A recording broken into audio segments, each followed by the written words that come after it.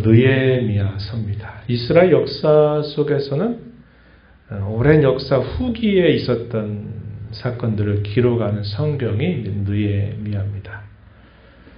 북이스라엘 나라가 아수르 나라에서 패망을 당하고요. 그리고 약 한 150여 년 세월이 흘러가면서 남유다마저 바벨론 나라에 의해서 패망을 당하게 되어서 이스라엘 백성들이 다 먼 외지로 포로로 끌려가게 되는 수모를 겪게 됩니다. 그리고 70여 년 세월을 보내고 난 다음 하나님께서 예레미야 선지자를 통해서 예언했던 것처럼 70년이 차게 되자 하나님이 기적적인 일을 행해 주셔요. 그래서 당시 이 바벨론 나라를 패망시켰던 이 고레스 왕이 칙령을 내려요.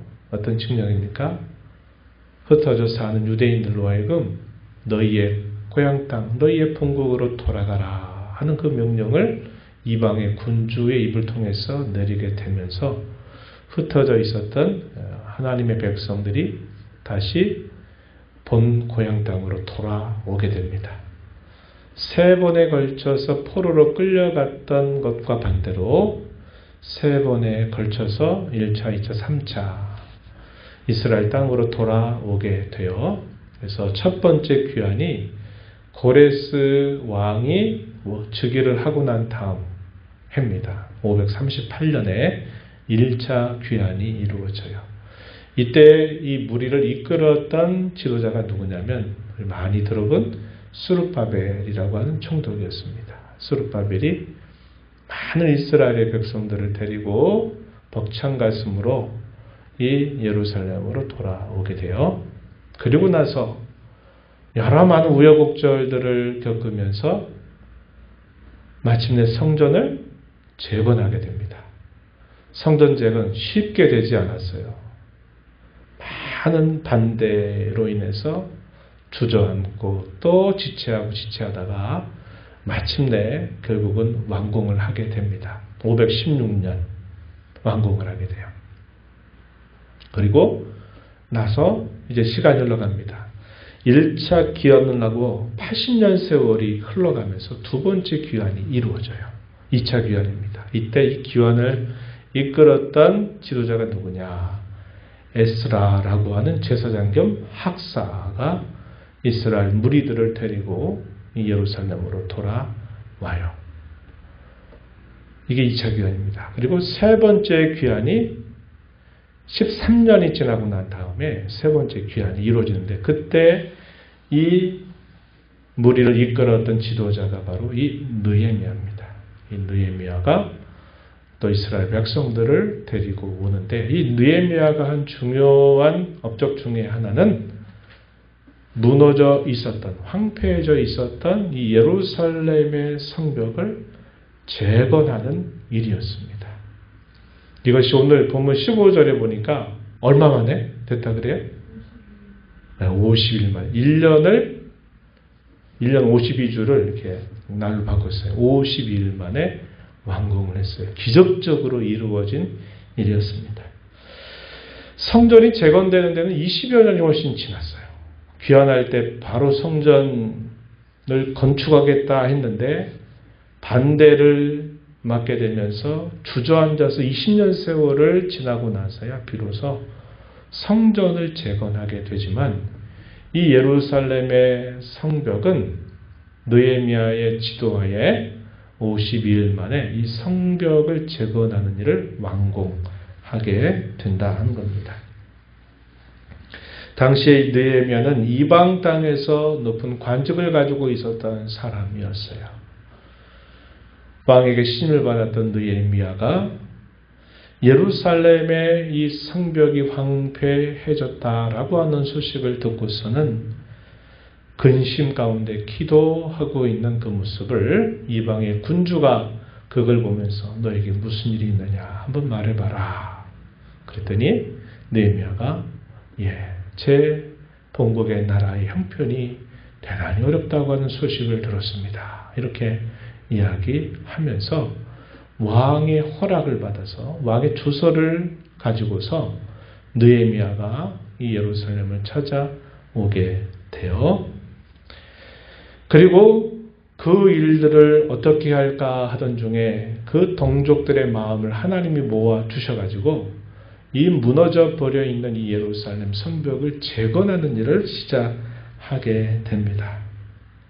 이러한 일들을 어떻게 하게 했느냐? 느헤미야는 몇 차례 고백해요. 그게 뭐냐면 하나님의 선한 손이 도우시고 계시다, 이렇게 고백을 했습니다.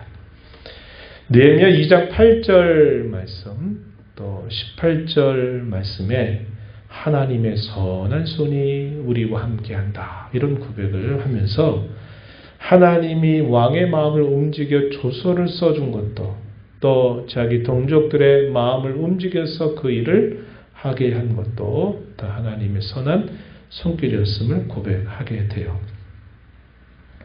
그럼 이 성벽을 왜 쌓는 것이 어떤 의미가 있을까?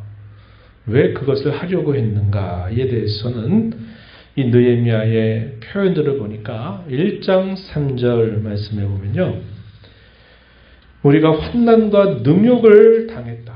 대적자들에서 이런 능욕을 당한 것이 너무나 가슴 아프다, 이런 말을 하고요. 조금 뒤로 가서 2장 17절 말씀에 보면요, 대적들에 의해서 말할 수 없는 수치를 우리가 당해서 이런 수치를 면해야 되겠다 하는 그런 의도를 가지고서 이 성벽을 쌓으려고 한 것입니다. 그런데 이것은 소극적인 이유예요. 이 성벽을 쌓는 더 중요한 목적, 그것은 뭐냐면 신앙의 참된 부흥을 다시 이루기 원하는 마음이 있었던 겁니다. 하나님의 백성들이 돌아와서 자신들이 이렇게 본국에 살고 있는데 그들이 살아가는 삶의 경계가 정해져 있지를 않으니까 그 70여 년 세월 동안 본래 자신들이 살았던 그곳에 이주해 와서 살고 있는 이방 사람들이 토착민처럼 그곳에 살고 있고, 그곳에 유대인들, 이스라엘 백성들이 돌아와서 섞여 살다 보니까 뭐가 애매해지냐면 그들의 삶이 이방 문화, 이방 종교의 삶과 뒤죽박죽 섞여 있는 거예요. 그러다 보니까 하나님의 택하신 백성이라고 하는 그 자존감, 그 정체성이 드러나질 않는 겁니다. 그러니까 하나님의 백성들이 거주할 수 있는 그 성벽을 쌓음으로 인해서 그들이 하나님의 백성다운 자존감과 정체성을 세우기를 원했던 것입니다. 그래서 단순히 수치를 면하기 위해서라는 그 소극적인 목적을 넘어서서 하나님의 백성다운 그 모습을 회복하기를 바라는 그 마음이 분명히 있었던 것입니다. 그래서 느헤미야서 8장, 9장 뒤로 가서 보면요, 놀라운 부흥의 역사가 이 성벽을 쌓은 그곳에서 일어나게 되면서 신앙 부흥의 역사가 일어나게 됩니다. 우리 잘 아는 유명한 성경의 부흥에 관한 말씀이 이 8장, 9장에 소개가 되고요. 그리고 또 나아가서는 개혁을 하는 거예요. 개혁을 하는데 어떤 개혁이냐? 금방 말씀드렸듯이 이방인과 하나님 백성 사이에 삶의 경계가 없다 보니까 뒤죽박죽 섞여 있는 그들의 삶을 이제는 거룩하게 구별하기 위해서 개혁을 하는 것입니다. 그래서 그 성벽 안에 이방인들이 살지 못하도록 하나님 백성들이 살도록 하는 역할을 하고요. 그 다음에 마지막 개혁의 내용이 뭐냐면 예배를 개혁하는 거예요. 하나님 앞에 행해야 될 거룩한 예배를 개혁해서 이방 종교의 그 잘못된 예배를 극복해 가는 모습을 그가 이루는 겁니다. 그래서 이 예루살렘의 성벽을 재건하는 그 일은 단순히 그들이 이방인들에게 조소를 당하고 능욕을 당하고 환난당해서 한 것을 넘어서서 그동안 오랜 세월 동안 그들의 신앙이 떠나 있는 그 신앙을 다시 부흥케 하고 그들의 삶과 그들의 예배를 기억하는 그 일을 위해서 이런 성벽을 세우는 일을 하게 되었다 하는 것을 보게 됩니다.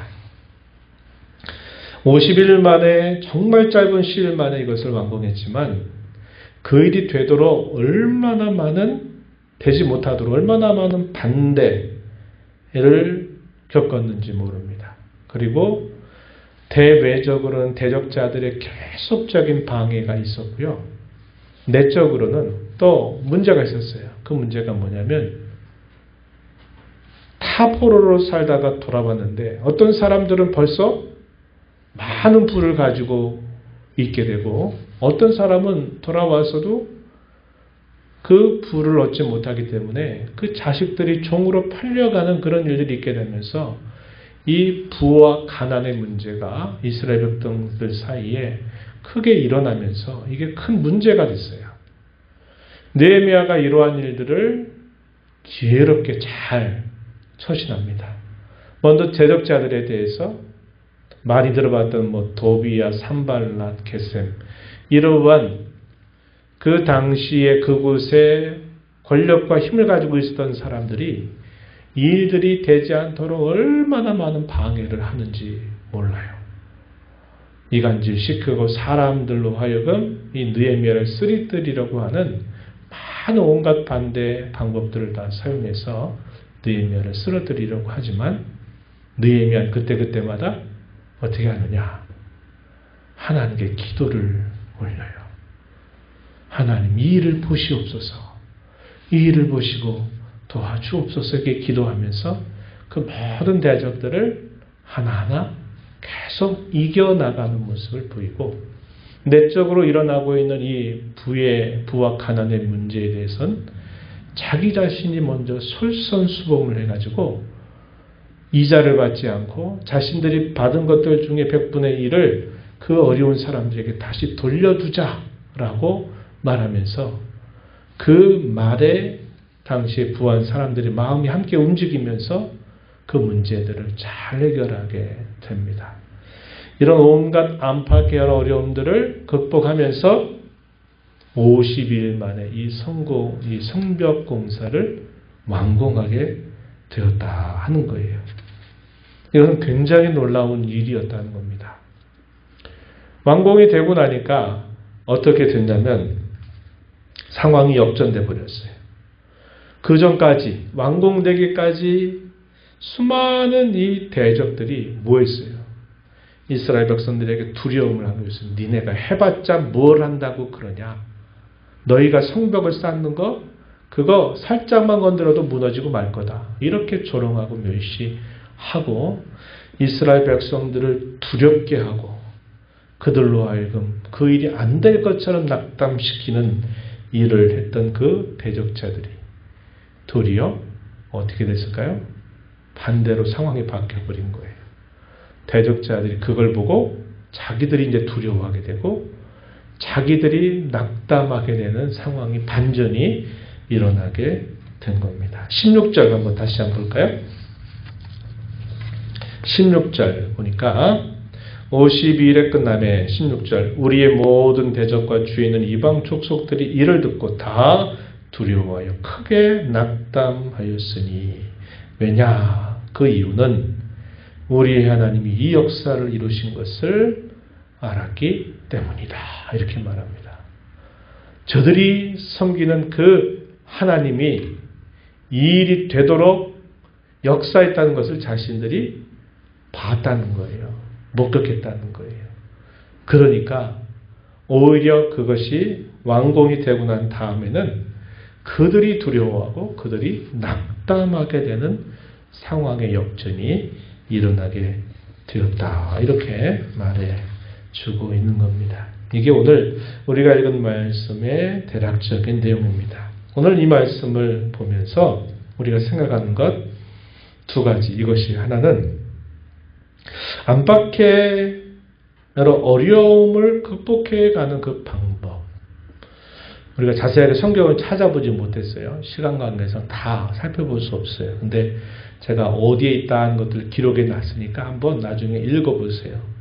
어떻게 그 난제, 그 어려움을 극복했는가 할 때 우선적으로 이 느헤미야는 결코 타협하지 않았어요. 이게 하나님의 뜻이 아닌 이상은 그들이 손을 내밀고 때로는 당근처럼 이렇게 회유책을 쓰고 때로는 막 그 무기와 군사력을 가지고 막 엄습하고 위험을 해도 느헤미야는 그게 하나님 뜻이 아닌 이상은 결코 타협하지 않아요. 적당한 선에서 서로 이렇게 윈윈하는 그런 방식을 결코 택하지 않습니다. 타협하지 않았어요.